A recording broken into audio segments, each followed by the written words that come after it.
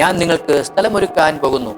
കർത്താവ് തൻ്റെ ശിഷ്യന്മാരോട് പറഞ്ഞു, ഞാൻ നിങ്ങളെ വിട്ട് മാറ്റപ്പെടുകയാണ്. ഞാൻ ഈ ഭൂമിയിൽ തന്നെ കടന്നു പോകുന്നു. കർത്താവ് പറയുന്നു, എൻ്റെ പിതാവിൻ്റെ ഭവനത്തിൽ ഞാൻ പോവുകയാണ്. ലൗകിക ജീവിതം അത് താൽക്കാലികം.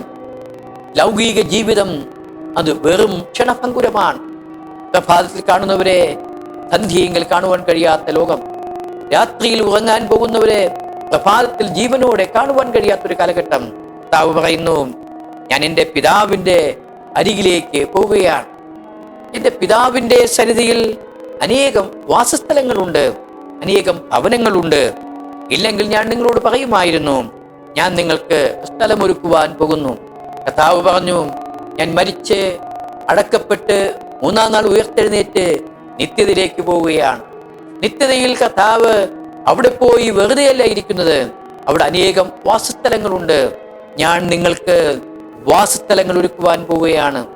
നിങ്ങളെ സുഖമായി സ്വർഗത്തിൽ പാർപ്പിക്കുവാൻ, അനേകം ഭവനങ്ങൾ നിർമ്മിക്കുവാനായിട്ട് ഞാൻ കടന്നു പോകുന്നു എന്ന് യേശു തൻ്റെ ശിഷ്യന്മാരെ പഠിപ്പിക്കുവാനായിട്ട് ശ്രമിക്കുകയാണ്.